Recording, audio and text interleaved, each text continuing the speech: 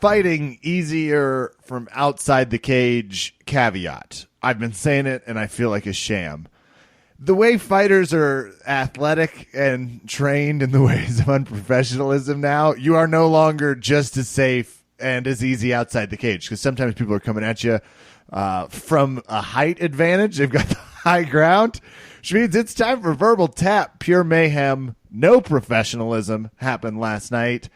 I believe that's what we should change the description of the podcast to. I'm going to try and convince Raph of that right now. I am your host, Kevin. With me, of course, Raph Esparza. Raph, mayhem and unprofessionalism? I go to one goddamn wedding. I try to enjoy myself, see my friends happy in wedded bliss, and I, at the end of the night, after working on the dance floor and putting in my time to say, yes, I am here and having a good time, put the fight on my phone, because guess what? I've been a good guest and now I can remove myself from the situation, because here on Best Coast time, it is 9 p.m., which is a universal sign of things are winding down. We're getting ready for the after party, right? I'm just going to go off to the side and look at my phone for a little while. And yes, there was a gentleman who, when he looked at me, knew I would be watching the entire night. I thought we had a friendship, except for one moment when I went up to him and I said, hey, dude, just wanted to let you know they're going to be starting the co-main event coming up. And he's like, no, they're not. It's the main fight. And I go, who is the co-main event? He goes, I don't know, but we're at the main event. And I go, their names are Tony Ferguson and Anthony Pettis, and they're coming up next. And he was kind of fighting with me about it. And I was like, no, I can tell you how it goes, dude. And I like that he was very, very like, nah, dude, I know what's going on. Next thing you know, somebody walks out. I go, who's this guy? He's like, I don't know who he is. I go, his name is Anthony Pettis. And I would appreciate it if you knew who he was. As a punishment, Good day, sir. He should have to watch that fight without being able to blink. To be fair, he went back on the dance floor. So I don't hold him any grudges. I just know that once you told me it was a bloodbath, I go, oh, maybe it's better this way. Anyway, Kevin, that's not the point. Laughing the point is, my ass off every time I thought about what was happening in these fights and knowing you were at a wedding. Raph takes one fucking night off. And one day off, guys. First of all, let's start with the only poised people on the card. Michelle Waterson and Felice Herrig. For real. The only fight that will end up making sense at the end of this night, because we have so much to cover with Volkov Lewis, so much to cover with how Reyes versus OSP ended, and the grossest thing I've ever seen was Tony Ferguson versus Anthony Pettis. Outside of when Anderson Silva's foot looked at us from the other direction. It's been a while. This was the grossest thing I have genuinely. It was really bad. Khabib versus Conor is an amazing fight, despite if you were listening to the commentary team that got distracted or drunk or something. But a lot of past and a lot of future tense, not enough present tense. Raph, you missed so many things. I know. Okay. Here's what you should know. Yeah. When the fight was going on, I was watching it. So I was up live with Conor and Khabib. So I saw everything. Okay. And then I thought we were at business as usual, which means to me, Kevin, like, oh, the fight's there. Khabib looking dominant, gets the tap for Conor McGregor. And now I can get in this Uber with my wife and go home. And Kelly is looking at me as I look down at the phone, and she sees my face drops, because this isn't a normal UFC.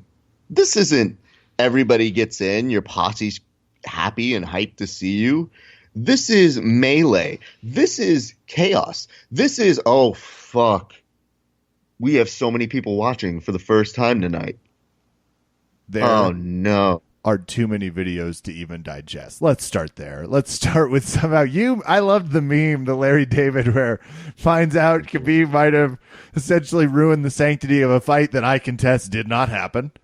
Though I felt pretty stupid per round, Raph, when I was like, these aren't happening. And it's like, world's greatest knockout, world's weirdest comeback, Somehow Derek Lewis doesn't have his pants on. I was like, sorry, or you're welcome, world, for the all-time reverse jinx. I don't know. I don't know what I get credit or my witchcraft is really on display. I 100% thought about this, and I go, Kev was trying to tell us something all along. You know when a dog senses that there's going to be an earthquake happening? That was Kevin trying to warn us and saying this fight won't happen. Then guess what? I was like, he just didn't phrase it right.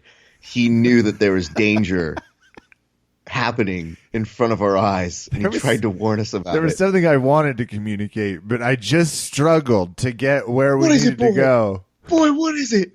Tell us what's going on. I tried Timmy's down a well? Conor threw a dolly at a bus? Well, come on, boy. What is it? So everyone is livid with the hot takes. Here's what we know. Your meme made light of the fact that Dylan Dennis was somehow Dylan Dennis is involved. If you had asked me before a list of, if I were to write down 100 people I think will be involved in an important moment after the fight, I wouldn't have listed him.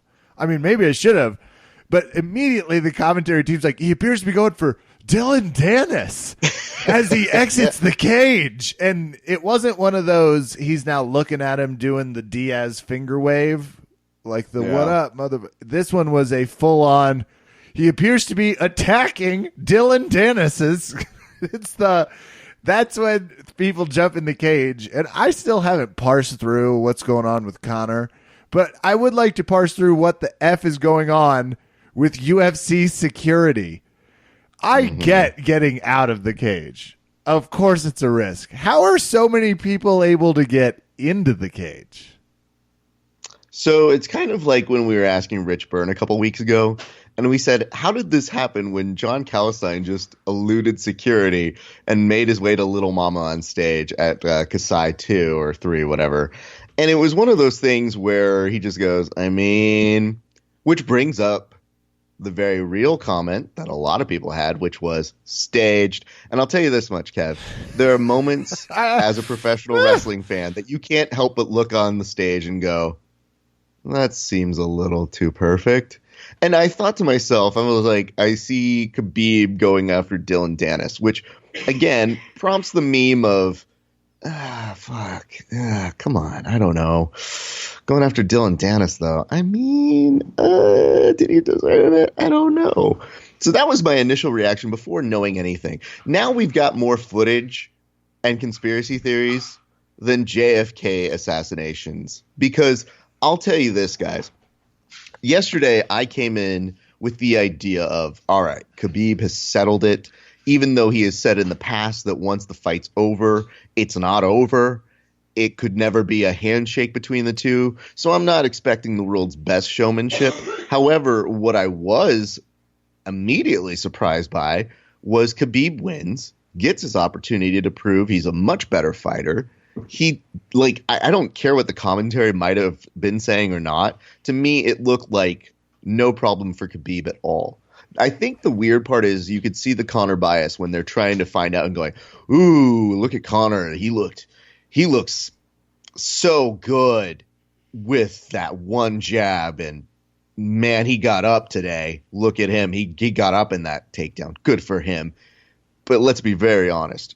Khabib was mauling him for long periods of time and even was beating him at the stand-up, which a lot of people may not have been able to predict. So, again, kind of fun, cool to watch, right, Kev? Very cool. Yes. Actually, I texted you. I was giving Raph a whole soliloquy of what I was seeing through a heavy amount of substance abuse on my part. There's... Specifically with this, I sent grappling is winning. That's how I felt the whole match. I completely didn't understand what was being called, and Rogan seemed to be pointing it out, but I was impressed somewhat with how Conor rebounded with the flow, but he has no grappling counter. He just has none. Well, I think it was, to me, it looked a little bit more like Khabib's wrestling. Some people want to call it Sambo. Whatever you call it, you can call it pressure, because it looked like it was depleting Conor. And I honestly thought to myself, and I don't know if you had this thought, that's why you don't take 2 years off. Many times I'm still upset about the dumbest thing I did this weekend. I was telling you, and I'm not even going to give the website a shout out because they don't sponsor us. And we will get to our sponsors, but I failed at a parlay. Sometimes you got to listen to your heart. I just should have somehow had Khabib and Tony Ferguson combined for money.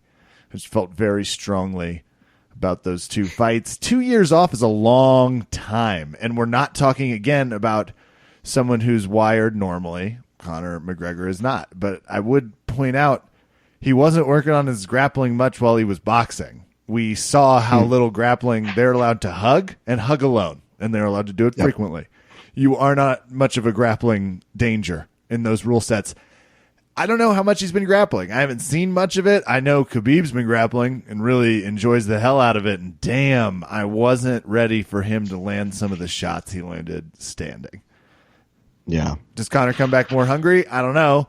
Does he fight Anderson Silva next? He was talking about fighting a lot of people not named Khabib. But Raf, rest easy. I did read he won't be pressing charges against Khabib's team. Just no way. Okay. Whatever. Again, and I've alluded to this, but I think I want to kind of circle back. When you see that something looks like it's a professional wrestling sort of angle, the first thought you have is, well, of course, this is the only way it could have ended. With all of this buildup, with the fact that even people were suspicious about seeing a dolly get thrown at a bus and seeing all the UFC cameras conveniently where they were for a beautiful embedded episode. Then when you look around and you see this and you go, I mean, does it make sense that the most carefully orchestrated aspect of this all is that it was going after Dylan Dennis, a character who Dana White refused to say his name? Well, which is beautiful because it's consistent with him being in Bellator. There it is. I was just going to say, it makes, to me, Khabib, I want to talk about the movie Troy for a second, Raph, which is where I learned that when they say we should settle this manner in the old way, it means your best warrior versus our best warrior. When I think of UFC and whatever Daniel Cormier's horseshit justification for Khabib's moronic assholery, first, Khabib does not understand how much he just got paid to fight, clearly, because he's treating his body like, well, I'll give it away for free now here in a second with concrete and beer in the way. 2, we settled the manner in the old way. That you got to honor the pact. You just choked out Conor McGregor. Enjoy the moment, dude. This is settled. And now, raise your hands up. Enjoy how much money you're about to make. And then enjoy how much more money you're going to make. And if you would like to grapple Dylan Dennis, well, I disagree with your business choices, but we can make that happen. Special verbal tap, midnight of edition. Sub only. I mean, don't forget, Kev. No. Yeah, $20,000 indeed. It would be $20,000 more than Khabib made last night because they're withholding his purse. Okay, so we need to address a few things here. Number one, you're bringing up the fact that Daniel Cormier spoke up on behalf of Khabib, and you're talking about the really shitty justification that he got. So this is what Daniel Cormier said. Hey, guys, 2 wrongs don't make a right. Conor didn't deserve that. No one did. But some things aren't for fight promotion. Religion, family, country. Throwing stuff in Brooklyn for Khabib, it wasn't fight promotion. It was really personal. Different culture, man. Sucks. Now, I've gone on record in saying this is weak as fuck for a number of reasons. Well, 2 wrongs don't make a right, but let me remind you what that wrong was. No, I don't think anyone's saying Conor didn't deserve this. We're all like, yeah, I can see it. Okay. This is the probably most annoying thing about being someone who studied rhetoric, which is one of the first things you see is whataboutism in this whole scenario. We did a whole show chastising Conor, and we said, look, he threw a dolly at a bus. I don't care if that's scripted or staged. It's stupid. It's attacking a bus. It's ridiculously dumb. And yet, still a fight was happening. Still, the UFC is going to use that footage. We knew that then, and guess what? Dana was very, very steadfast in saying, this is the worst fucking thing Conor's ever fucking done. Dana, are you going to use the footage as part of the promotion? Yeah, it's part of the story. I mean, obviously, we can't turn a blind eye to the facts. Now, I will say, Cue Ball, in his post-presser yesterday, all he wanted to do was come and just say, like, we sold 3 million pay-per-views. It's a fucking great night for Dana White. But instead, when the UFC app says, hey, go see Dana White's post-press conference, there was no Khabib won text. There was no, here's how the most epic match ended text from the UFC app. It was the only note you got about it was, yeah, Dana's going to go talk to the press. Mind you, he had already given a snippet of what he was going to say on UFC Tonight, and he seemed very somber, very sullen. But you know what Kelly picked up so much on, though? That was so fun to see, Kev. My wife looks over at the TV, and when Dana White opted for this, he wasn't massively angry. Dana White chose the disappointed dad angle. Because when they asked him how he felt, he goes, you know, this whole thing with Conor and Khabib. Well, you know, yeah. It's just, it really does bug me. And we're supposed to be here having a great night. I'm not even mad. I'm just disappointed. I was like, damn, dude. It's that kind of thing where the kid grounds themselves after it happens. And you go, no, Dad, it's fine. You can take my car keys. I'm grounded for a week. That's what he was trying to go for. And unfortunately, with UFC fighters with giant egos, that doesn't work here. So let's address Daniel Cormier, because I told Mark Shipper, who goes, he's made some good points here. This is the first line of defense for all people who love Khabib. Because if this wasn't Khabib, DC would be the first on UFC Tonight going, this is a travesty. This is not what this sport is about. But instead, it's ooh, my friend did this. And also, remember that part when I was in the cage with another champion yelling at the guy who's 27-0 to please calm down? Yeah, definitely number one source I want to hear from on this. I want to make it very clear. Khabib looked dominant, but I made the claim that as dominant as Khabib looked, I think we have evidence to say that Conor got in his head. That had no result that benefited Conor in the fight at all, clearly, because Khabib was able to just press through and use his wrestling, look and not even feel like Conor was in the fight. And yet, at the very end, when he has his moment and he's trash talking, which is fine, he opted to jump over the fence. Now, Kev, this is the best interpretation of what I've got, which is I'm open to having an ability to change a mind when you see footage. Okay. So the footage I initially saw was Khabib and his goons started this.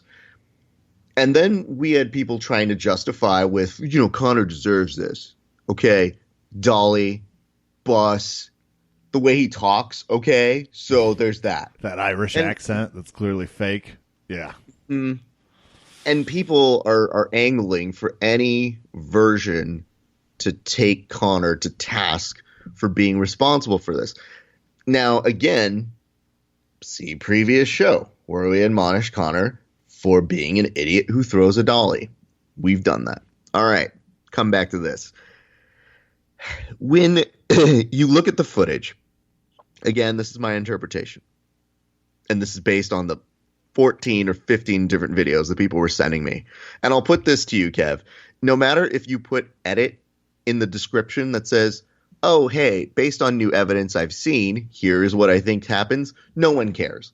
No one reads that shit. Because when they come to comment, they just go, yeah, no, this guy, no, Khabib, it's Khabib's fault. And they'll be like, well, did you read the part when I said, yeah, I think that's happened? No, it's Conor's fault because he looked at a guy. And when you look at a guy and then you throw the first punch, no.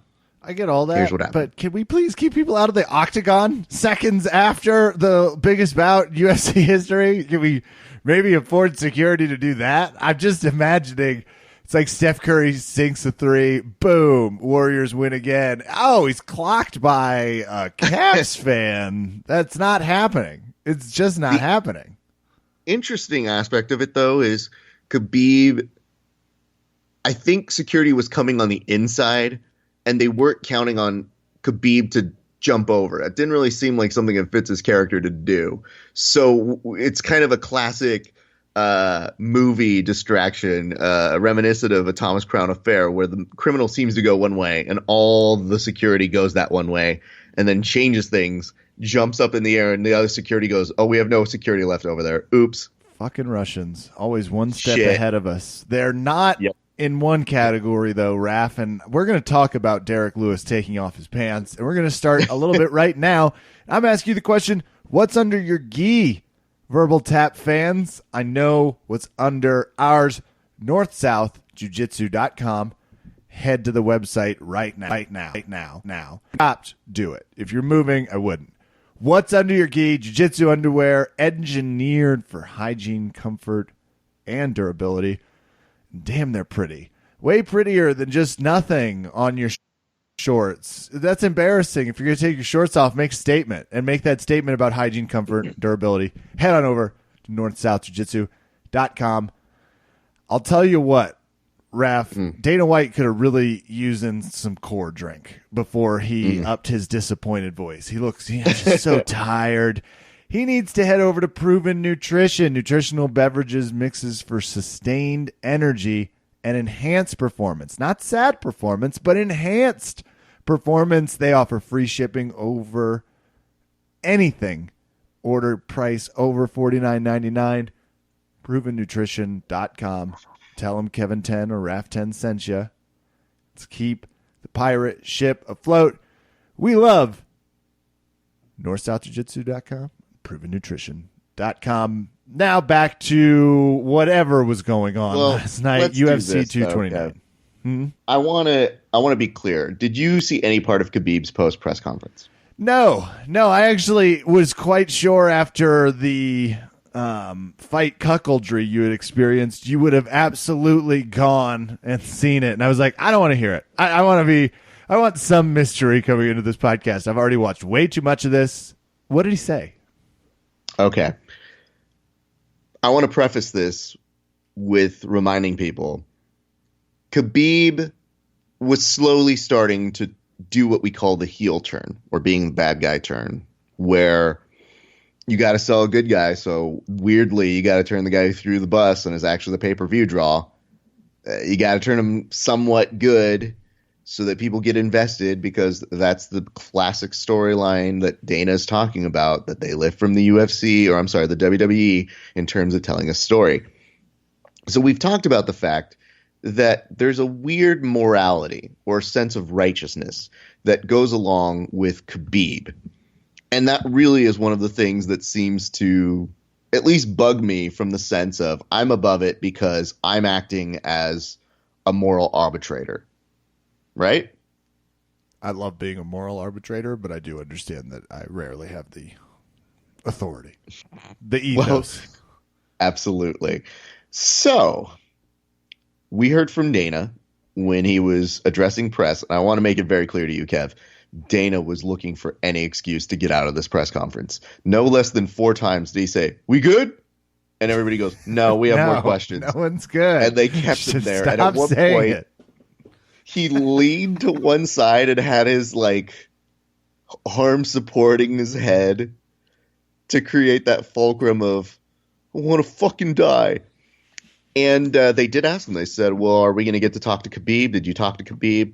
And that's when Dana informed us that, yes, 3 of Khabib's teammates were taken by the police, and that Khabib, he very briefly, I think, saw him and just kind of was in between everything, but he did say that they would talk to Khabib later that night. And I thought to myself, wow, I wouldn't expect Khabib to be there. I wasn't 100% sure he was going to come out and talk to Press Row, but lo and behold, Dana says he's going to come out there. At the same point, nobody asked if we were going to see Conor, but they said we would see Khabib. So Dana, after about a 30-minute solo set of being really sad, and at one point being like, Nobody's even asking about the pay-per-views. That's what this is supposed to be. Why is it so hard to be Dana White? Why can't I have one good fucking thing? I told you guys that it was going too good this week. I said that. Why did I say that? So anyway, Khabib comes out, Kev. Here's what he says. I want to apologize to the Nevada Athletic State Commission, period.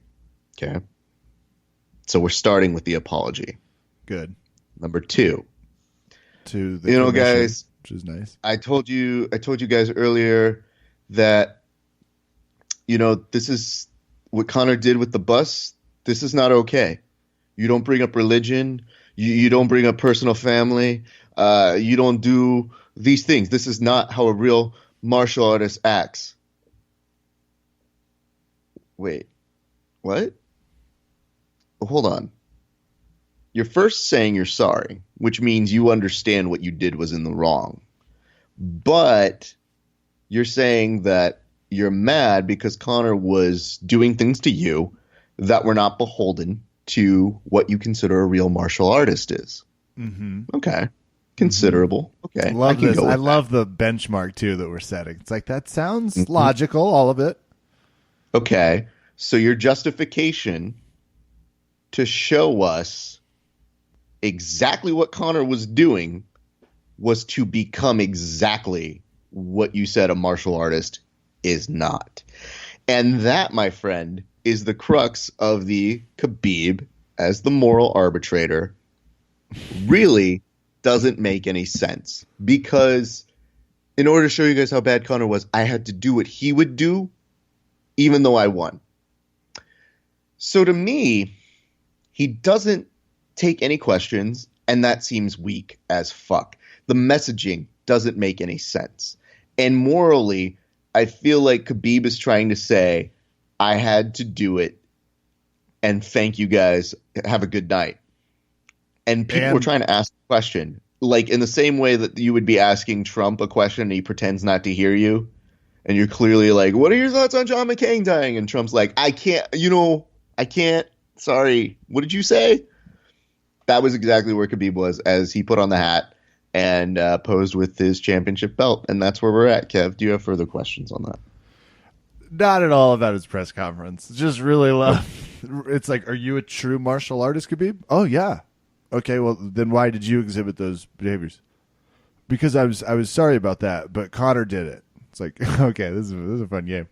I really enjoy. Okay, well, he's selling out a lot to get his own bourbon. So what's your goal? What? Yeah, that's what I thought. Khabib, enjoy going back to mocking the homeless in Russia. It was always fun when we thought you were an ass. And now we have some more proof. Kev, here's the weird part is we have so many people defending Khabib, and it really does open this back up to a couple different perspectives. Number one, that was not martial arts. What you guys saw last night, again, in one area where I do have the Venn diagram understanding where Dana White's coming from, this was a night that you want to celebrate. Even at my own table when I was telling people, I go, what the thing I really love about MMA, why I really got so wrapped up in it, it's more than just goonery and people being idiots. There really is a human they're brawling? Okay. Well, also that, and it begs the question, though, because are we just supposed to accept the fact that this is a fighting sport and this is always going to be the way it is? Like, as much as we want to class it up and say what great things happen, to me, it's not super surprising in the sense that, okay, that makes sense. Even when Mike Tyson chimes in and goes, man, even my whole thing, it wasn't even as crazy as that. And then somebody responded with Mike Tyson's Twitter and said to him, you bit a dude's ear off. Literally. I don't think you get to talk like that, my man. I actually do want to still rank that number one on most shocking sports event. I think Tyson still is safe, and even after last night's little brush with skirmishness, we're okay. Yeah. And so, here's the thing. you get a lot of people doing different perspectives. They're trying to say it's different Someone's culture. ear off. They're trying to tell It you the was the different culture 90s. angle. They're trying to tell you the Connor provoked it angle. The thing that's the most aggravating aspect of all of this, and we're getting all of these responses, is the fact that there seems to be someone else's behavior that explains your own. And so you do get those people who love the moment in a Clint Eastwood film where they go, the bad guy got what he deserved. And I don't think that's going to end for certain people. I think that they enjoy the fact that somebody ended up winning a fight dominantly. And then they had to prove to somebody who's shit talking that they have to take them down a peg. And that people go, yeah, it's fine. I mean, it's fighting. It's fighting. So to that extent, I would say this. Conor did look again like he was responding to Khabib going over the cage and trying to start a fight and provoking that. I do get that. Having Khabib's teammates come in and start to try and do shit in the octagon, that's weird and stupid, and I get it. Whenever some melee happens, things are awry. However, when people go, I mean, who hasn't had emotions and acted irrationally like that? And I'm like, well, a lot of people. I can tell you this. I've been to many a different thing and never said, I think I need to start a fight. We just won a championship. Then I'm sorry, but you heard what he said to me. I'm sorry I fought, but you heard what he said. It's like, you're not apologizing. Yep. You're doing something. Yep. You're doing something similar. It's just not. Yeah. And so I want the nice part to about switch it is, fights. go ahead, So I'm ready to roll. Because we got to talk about Tony Ferguson versus Anthony Pettis. A fight my girlfriend, who is training to be a nurse, had to take a break from. This one got bloody. Pettis definitely broke his hand, we think. As I messaged you, we don't know because of all the blood exactly. There is a moment where the ref, I swear, just stopped because they were both so covered in blood. He couldn't figure out if someone was seriously injured or not and needed towels to tell. They weren't. He let him go back at it. Jiu-jitsu, striking. Tony looks a little banged up at first on that knee because, of course, Anthony Pettis just kicks the shit out of it seconds in. But this was by far the craziest fight in terms of sheer violence and impact inflicted on each other. At one point, Tony Ferguson, by the way, is very thin and fit right now and had blood looking. He just looked like someone from The Walking Dead that hadn't survived even season 1. And now he's just still a zombie. Terrifying fight. Great fight. Anthony Pettis' corner doesn't send him back out, which was the right decision. It was very much correct. So gross. God, I love this fight.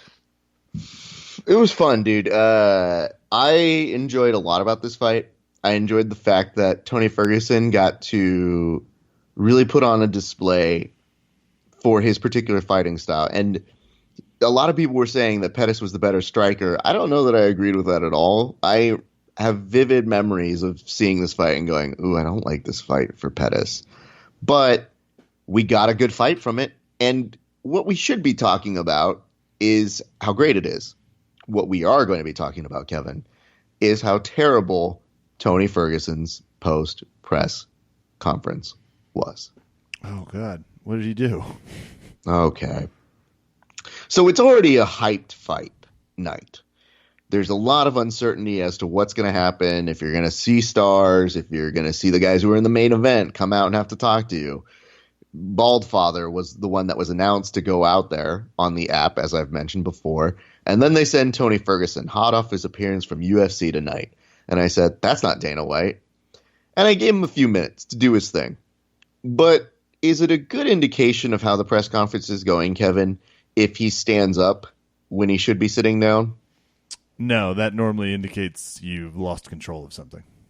Okay, well, he definitely stood up the entire time and proceeded to sell us on a timeshare called Tony Ferguson because it was essentially making the case as to why he is better than Khabib and Conor, which, okay, you're selling yourself in your fight. That's fine.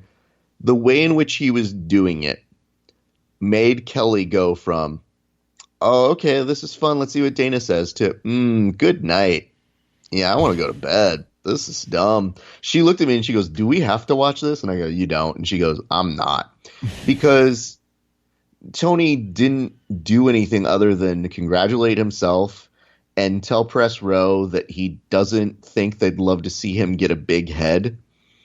And at the same point, speaking in a weird cadence of pacing back and forth and telling us, I basically changed the game, you guys. I mean, I've just been doing this. I've been working out real hard. I came back, and Tony Ferguson doesn't do that sort of stuff. And not to call yourself in the third person, but Tony Ferguson, man, you guys don't even want me with a big head. He did scream incoherently after he won this bloody fight. I'll give you a real fucking asshole. And we think he was talking to Conor, but it was really difficult to tell. It was like, Sure. you're at an 11, and that fight was a 20, so we need just a second. Can you give us maybe a 4? I mean, I was thinking at a certain point, I go, is this him thinking that he's Chris Rock?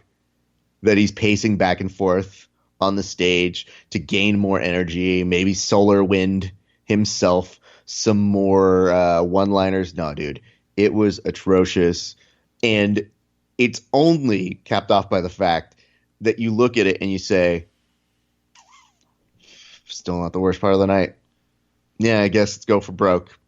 Okay, talking never has been your strong suit, but at least your fight was amazing. And when Press Row asked him about his fight, at least we could talk about something that was unquestionably fun to watch despite how bloody it was. So props to him, man, because Anthony Pettis is a beast in his own right. So props to Anthony for taking that fight. I enjoyed it, but, if it means we have to watch Tony do a press conference again, I want security that was supposed to be there for Khabib to also follow Tony to keep him from going over 5 minutes. Not enough people understand the comedian light, and not enough people give it. It's really a helpful tool. To Anthony Pettis, was he there? No, I think Pettis went to go. We did find out. You told me about his hand, and yes, we did confirm his hand was injured. Right. I think they were suggesting that it's part of the reason why he got dropped. I can't tell you that's part of the case. I think it's one of the things where, when people try to piece together, like, when did your hand go? And you go, I mean, I was fighting. So estimates tell you maybe in those 30 minutes or also any time before that. Victoria was like, I want to kind of see his hand with the glove off. I was like, no, I don't think we're going to do that. I think they're going to leave that thing taped until they get to the hospital, if I have to guess. Next fight on the list, OSP versus Dominic Reyes. Oven St. Preux, who is a dominant fighter, though was getting beat up in this one. And I'm just going to, Dominic Reyes, I thought won this fight many times throughout. I thought the judges the whole night the refs were letting them inflict damage, which in some of the prelim fights, that was very obvious. It was like, you will be dead before we stop this fight. Dominic Reyes knocks OSP out, and there's controversy. I don't know how there's controversy about when a fight ends, but I know it has something to do with the refereeing and depending on them to listen. They call this a decision win for Dominic Reyes. I find that to be, you remember last year or 2 years ago when Des Bryant had the catch and we had the whole catch rule debate, and it's like when you ask a whole bar filled with people, was that a knockout? And everyone says yes. It's just like if they should just have bars where they poll in decisions. Dominic Reyes knocks him out. I love OSP. He's a great fighter. He was showing some toughness in this one. Dominic Reyes, I thought KO'd him. Ref, another fight with a weird ending. But the ending we deserved. This one was the one that we put in time and hoped for and said, I hope this turns out the way it does. Oh, that's a nice ending. Good for Derek Lewis. So funny. Just as I was trying to explain to you what happened, it was like, of course, Ref's at a wedding. Of course he is. The broadcast lost its mind. But was there a horn? I thought I heard a horn, and it immediately, I could feel whoever's in ESPN's development team saying to themselves, okay, well, we need an MMA referee that knows what the fuck they're talking about to chime in during these moments because this broadcast has lost control. Well, once you told me there was the ending to this fight, I needed to see it. So I was trying to figure out because, as much as we like to say that Kevin can confuse easily, that's all on air stuff. But when you really talk about Kevin being confused as to how a fight ends, I don't think there are many ways you should be confused a fight ends. You should go, okay, that guy got knocked out and scene. We're done, right? When Kevin's telling me, like, I think the fight's done, I don't know. Is it TKO or just we're very confused, Raph. And I go, uh-oh. We knew it was done. We were, at that point, I ascertained the fight was over. What we were waiting for, and this is rare, that we're waiting for Buffer to tell us if a fight was a TKO or a decision. I don't remember waiting for Buffer to tell me, but Buffer's like, by decision. I was like, okay, I guess by decision. All right. By decision, Derek Lewis is the big winner of the night. Now, I will tell you there were weird moments in this fight against Alexander Volkov, and I thought Volkov had won the fight 2-3 times during the first round. This fight ends in a TKO in the third round with Derek Lewis somehow pulling a just amazing come from behind. All of a sudden, through that right in the correct place, knocks out Alexander Volkov. Cool. Weird fight, great fight, good for Derek Lewis. Back, doesn't look great, but back. Takes his MMA shorts off. We're not talking about a lot of fabric already. You could wear the less. I mean, that was an option to him. Just takes his shorts off. People are kind of looking at him confused. And, Raph, I can relate to this sentiment. His balls was hot. Mm-hmm. What are you supposed to do? Keep your pants on? No. Nope. Not in 2018. Mm-mm. Oh, he also said something about Trump called me and told me to whoop this boy for the Russians. Which I was like, well, do you think Trump's voting? Like, is he just, if he's watching from home and it's us versus Russia, whose side's he on? I guess Derek Lewis might have received a personal phone call. I'm doubting it, but definitely gave what felt like a pro-Trump sort of, here you go. Not aggressively, just a little. So his balls was hot, but he's at least thinking about Trump. I'll tell you this. You know it's a good fighter when I get notes during the fight that say, we need to get you to talk to this guy, and you need to interview him from multiple sources. Derek Lewis has been funny to us for a long time. That's not a surprise. However, I will say he became the hero we needed last night. He did win. If every show needs a little comedy relief, especially before the Ferguson Pettis fight, that's where Derek Lewis steps in. Derek Lewis is like, I'm going to take my shorts off. People need this. Maybe he knew. I'm going to make an ambiguous statement about Trump, and it won't even be one of the 10 most surprising things said in these posts. Like, that was great. Dana screaming in the octagon, I can't give you the belt to Khabib. People are going to throw shit. Was one of the saddest I can't play catch with you speech moments I've ever seen. It was so good. I very much appreciate Dana telling him that because it's one of the things where moral police goes out there, does what they do, comes back and goes, but I did the good person thing, so give me belt. And then he's thinking to himself, like, Dana goes, if I put this belt on you, they're going to be throwing beer and doing even worse things than they're already doing right now, which oddly isn't wrong. It just made for a weird ending because normally the post-Joe interview is our way to transition. Thanks, good night. Have a good night, everybody. Instead, you've got Bruce Buffer, and I don't know that I remember this ever happening, but it might have in the past, announcing the winner to an empty cage. So at the end, it kind of looks like Bruce Buffer won because he's the last man standing at this point. at that point, I couldn't tell if I had genuinely wished into fruition that the fight didn't happen. I was really worried at this point. When I saw no one, it was like, what the fuck did I do? Has the Kevin McAllister realization of, I wish my family away. I made my family disappear. I could not believe this was the ending. But you know what I also really can't believe, Kev? Yesterday, I put on a poll on our Instagram, and I said, are you guys Team Smash or Team Fook? And it's based off an amazing illustration by Immortal Choke. And, it was really nice. I went to bed last night, and the numbers ended up being about 50-50. Okay? All right. Well, that poll was put on at, I want to say, maybe about 2, 3 p.m. yesterday, which means it runs for 24 hours, which means I didn't take it down. People are still voting. I think confidence in Khabib winning doubled on that vote after the fight happened. So basically, Khabib and Conor were 50-50%. But don't worry, Khabib has now pulled ahead now that the fight is over. That's exciting.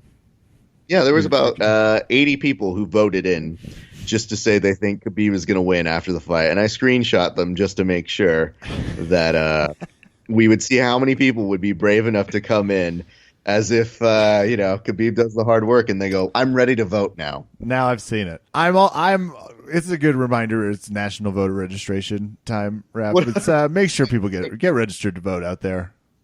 Instagram presents the reminder for the midterms, everybody. That was good. And you mentioned I didn't Watterson get to see all Watterson Herrig. and Herrig. Herrig had the coolest hair thing. It was the first provocative art piece I've ever seen someone wear headwise. It was like this ribbon tapestry, but I asked 2 questions. 1, does that make your head heavier? 2, does it provide a protective coat? It looks kind of like almost a much cooler version of a football helmet from the 60s where it was just that leather. It's so cool. She lost a tough fight to Michelle Watterson. This was a fun fight with some grappling, some exchanges. It was a decision for Watterson, but it was a fun fight. I mean, and professional. Dude, it ended understandably. No one got in any extracurricular fights along the way. What else? There's just a lot of professionalism. It was nice.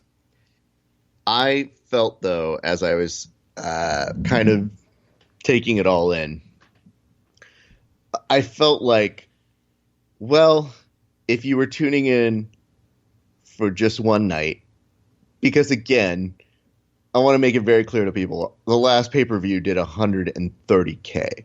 So there's a reason the Bald Father was very excited about the possibility of 2.5 to maybe 3.5, somewhere in between there, million pay-per-view buys.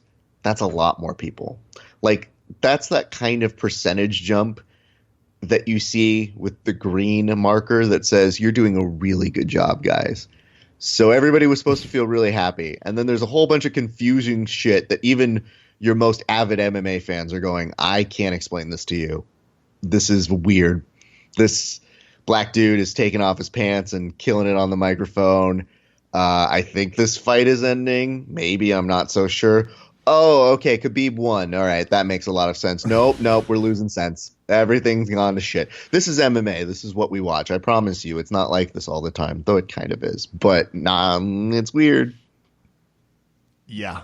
I do want to give a few shout-outs to some fights. They made Scott Holtzman elbow Alan Patrick to sleep.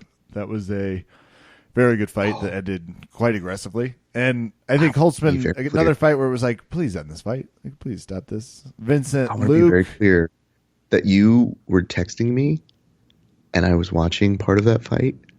And it was right before the ceremony was starting. Like, everybody, that moment where everybody's just kind of like hanging around and not doing anything. And I was putting in some good time and talking to people. And I go, oh, are we still not ready for the ceremony? My phone's happening. And that's when I knew I had friends there. So go on. It was very disturbing. The amount of, I just don't want to get put to sleep via elbow. That doesn't sound fun. Please stop the fight before that. I probably would have given up my back. I think I would have taken here you go. She goes give it the old choker. My RNC defense does not feel very good right now. Vincente Luke knocks out Jalen Turner. Pretty stunning fashion. Josier Formiga does some great Sergio Pettis work. It was a human backpack moment, which is always one of my favorites. And I did not see the early prelims outside of they ended up playing the Nick Lentz Gray Maynard fight, so I got to see Nick Lentz really unleash holy war. Oh fuck! So good. There were some good knockouts. Some good fights. Yeah. I mean, guys, here's the good news. I think you got your money's worth on this pay-per-view. It was a little bit of a movie. It was a little bit of theater. There's a little bit of production. And, did Shakespeare write this a long time ago and we're just playing it out? Who knows, Kev? Who knows? But I can tell you this. It was weird. It was fascinating. And, of course, I vow you guys this. I'm going to try not to miss any more pay-per-views. I can't promise you it's going to happen, especially for the major ones. But I clearly understand the results of both of us. I understand that Kevin prompted and tempted fate by trying to warn us ahead of time something was happening. And I commend you for that, Kevin. Thank you. I also recognize that I'm normally on UFC duty and stationed by my computer, near my phone, with my iPad. And this time, all I had was just my phone. And I might have let us down. And, I take as much responsibility for this as Khabib does for the fight. You're not the hero we need. You're the hero we deserve right now, Ref. Right. Yeah. And I wouldn't have attended that wedding if Khabib or Conor didn't start it. So it's really their fault, guys. I'm sorry, but it's their fault. It's really their fault. And there's I just can't wait to see the fallout, I guess. So we had an over-under whatever with Happy rolling BJJ, Tony D'Onofrio. The audio is not good on this combination. All of us, the hangover, we used the Dana White security team for sound this morning, and this is just what you get. It's hard to get in. So please give it a listen and bear with us. But frankly, Tony's, just imagine what he's saying anyway. Just nice, whatever, and you'll get it. We also discussed the possibility of me recreating his voice and playing him. We just felt, it just takes too much time. However, imagine you discover a black box after a crash. It's kind of what it sounds like. So make of it what you will. Just think of it as another fun game of here's some more footage that people found of Conor and Khabib's post-brawl. And it has about worse sound quality than that. Two notes as we transition to this. Ref, Joe Rogan definitely thought at one point there was an accusation of fish hooking in the Volkov Derek Lewis fight. He was like, is he saying there was fish hooking? No one said fish hooking. Joe Rogan just thought that's what someone was saying. There is no real thing of fish hooking in terms of MMA with what we saw. And it was one of Joe Rogan's. He's just like, oh, sorry, guys. It's like, well, the acid is supreme tonight, Mr. Rogan. And next, in this same fight, Volkov lost his mouthpiece, and Herb Dean hands it to him. And Volkov, like a baby bird, thought Herb Dean was going to put it in his mouth.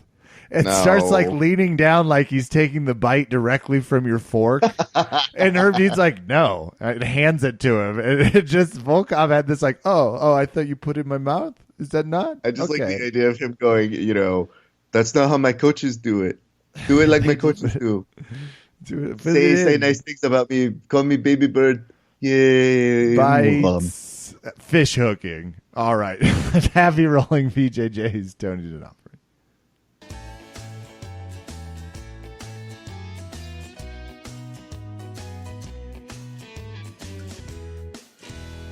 I'm hitting record, Raph, on this tractor fire. I was also assaulted last night, but you go ahead and intro whatever this is. Okay. Okay, so we're still trying to piece together what happened, and I think it's important that we figure out who won this thing called Over Under Kevin. Kevin, I mean, we're still in the process of having people express their emotions, but why don't we ask Happy Rolling BJJ's Tony D'Onofrio's, what do you feel happened yesterday? In regards to McGregor Khabib. Whatever. In regards to a pay-per-view, like it's getting very, very professional wrestling. I don't know if they're trying to sell it. They could be a heel, but people didn't hate it as much as they say they hated it. It was not a good experience for the viewing crowd. What's your... Okay, I'm just going to pull the Band-Aid off here. Tony, you won via horseshit prelim victories. I was defeated despite my Khabib and Tony Ferguson predictions being exquisite and unrivaled in their boldness last night, though I actually think they were both favorites. Tell us your thoughts on victory. And I don't know, are you going to try and have some of your friends attack me? Have you thought about a strategy yet?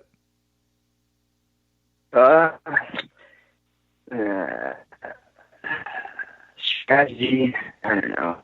I think I can still attack you with means to put some salt on the wounds. Victory is reserved for those who are willing to pay the price. It feels like a good win. It feels good to win.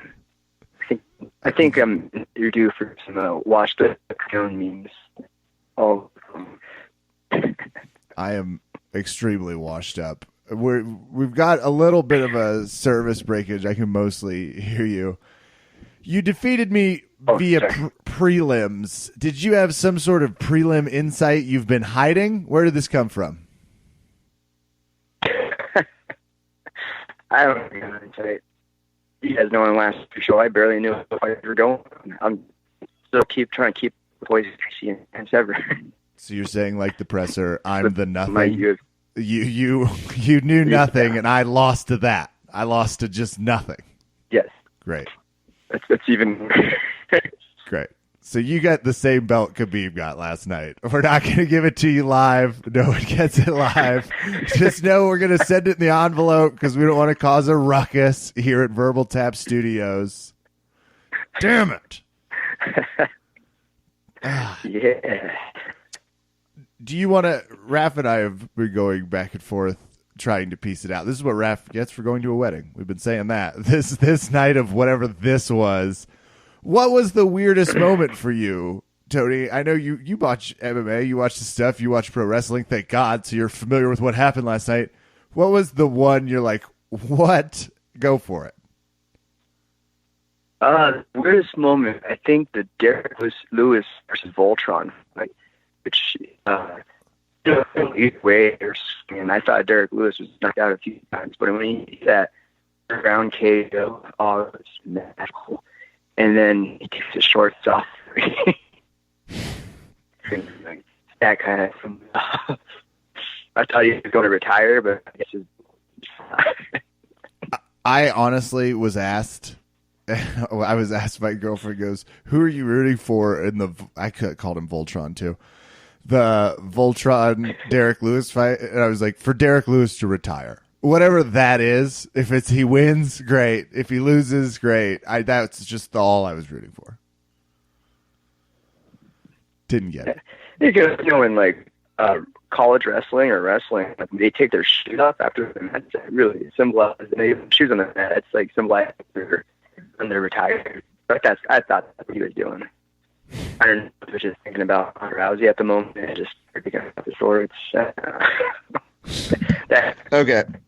I think I stopped. So- I stopped and get my taco. I was like, whoa. Is that a thing wrestlers do? Do wrestlers take their shoes? I'm sorry, I didn't know that. Yeah. Wrestlers do take their shoes off as a means of saying that they're retiring. So Okay. Derek may have taken his pants off as a means of being like, well, not only is his balls hot, but He's ending his male Hey, stripping guys. career. He's done. He's not I'm going to do it ending anymore. my love of Ronda Rousey. I realized it was a good gimmick, and it's been fun. Listen, here's the thing, Tony. We're gonna go ahead and leave on this note, but I want you to have an opportunity to say something to Kevin before we get you on out of here. All right, Kevin, you were a very worthy opponent. Expect to see some watch of Craig Jones meet, and just for sportsmanship, I think we'll make some Pettis and Herrig memes. I think that was part of the bargain. I challenge you via meme to explain what was going on with Herrig's hair. I'm in. If you could do that, I'd appreciate it. I don't know. It's just like he was wearing like a rainbow braid. I was like, what in the world is going on? Took me almost. I was like, what is that? I was trying to Google it. I was like, I gotta get this. Was it beads? I don't understand. I don't think there's that ring. We settled on ribbon. Gittles. We settled on ribbon of some kind. Well, speaking of the wedding, I think it's going to be funny how, you get tagged in like Facebook memory of a year ago, which after the wedding you went to, I guess the date is ruined officially. Instead of people remembering the wedding, you're going to remember this Khabib McGregor riot. Just single-handedly ruined the greatest day for somebody. Yeah, he's not wrong. All right. Well, Tony, let's go ahead and now that you've done your victory lap and talked to your opponent, let's go ahead and get you to say, where can people find you, good sir? You guys can find me on Instagram at happyrolling_BJJ. Please remember the BJJ part. Otherwise, you're going to pull up some smoke shop. HappyRollingBJ.com. You heard it here. Mm. Now, I damn it.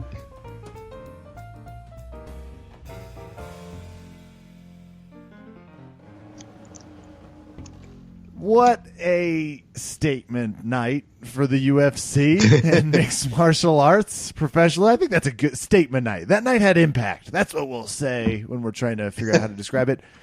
I was thoroughly enthralled by last night's events. Cannot lie. High degree of that was fun to watch factor. But it's time to round third on this podcast wrap with some shout outs.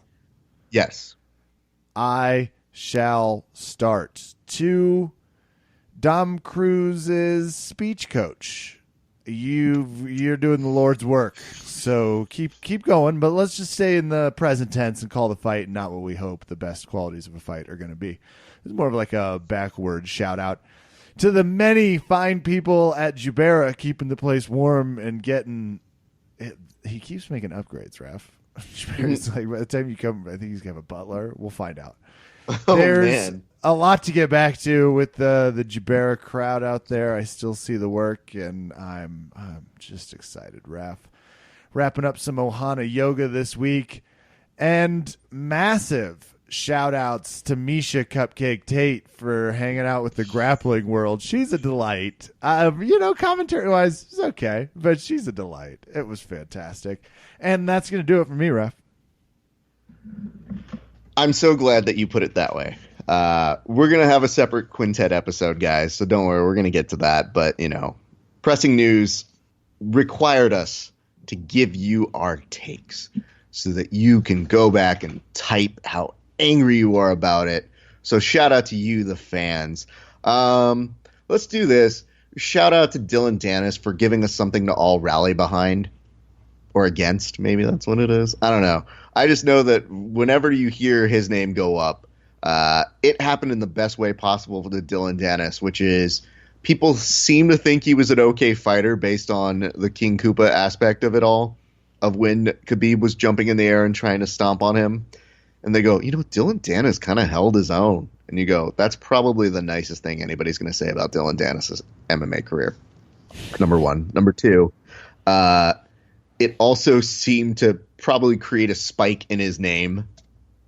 And Kev, this is something I thought, and this is the shout out I wanted to give to my friend Adam Mason, who said, in response to strip Khabib of his belt, said, strip Dennis of his Instagram. And I go, that's the most right response. Hold on. This is where we've always talked about an MMA court of appeals. Couldn't agree more. There should be a common sense finding. It's like, Dylan Dennis doesn't get to be at any live events for 6 months. Do we all agree? Everyone's like, perfect. Yep. So shout out to him for making it a little easier to digest this weekend. How about, you know what, Kev, can I tell you a nice little thing about the wedding? Mm-hmm. We met some lovely people. I believe the Navarros who were sitting next to us, they were so nice.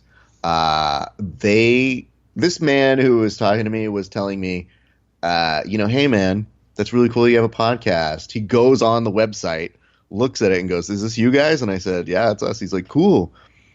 And he goes, that's really cool. Are you going to talk about everything? And I go, yeah, if I talk shit about you guys, I apologize now, but I must report what actually happened.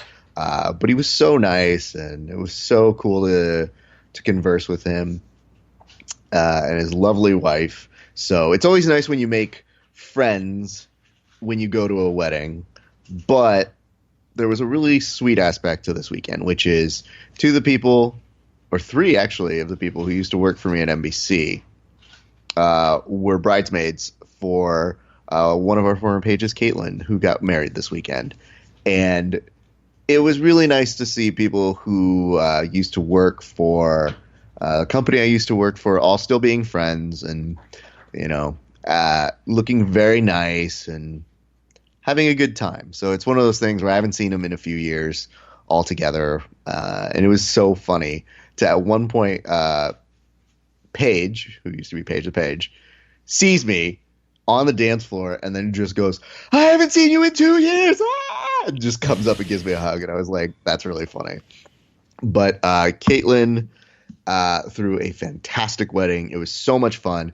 And it was so nice because I told people when I was leaving Quintet, I was the only person leaving Vegas to come to LA. Everybody else was trying to get in.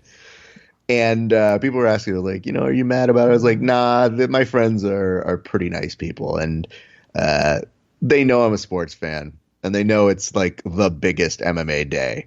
But I was so happy to be there and share that day. So I thank them for the invitation for both myself and Kelly. And, you guys know VMAC and LA Jiu-Jitsu Club. So shout outs to them. And shout out to you, Kevin, because there was a niceness about when I was off duty that you were sending me texts and notes. And that was very helpful, especially as we started to get to the heavier parts of the wedding. And I go, I can't be looking at my phone right now. They're about to say I do. But Kevin, I feel my phone buzzing in my pocket, which means we've got some fight finishes I'll look at. Damn right. I was having fun texting you, and Victoria was enjoying the show as well. It was just like, this is great. Because she knows enough to know it was crazy. She is aware. Exactly. Everyone watching, it's like, what is what this? It is? Kev, it's like this. It's like trying to make an excuse for your child and just going, he's normally not like this. I don't know. It's like, is your dog friendly? Yup. Rawr, rawr, rawr, rawr, rawr. Oh, damn it. And I think that's going to do it for me. That'll do it for us tonight here at Verbal Tap. I am Kevin. Thank you for listening. Good night and good fight.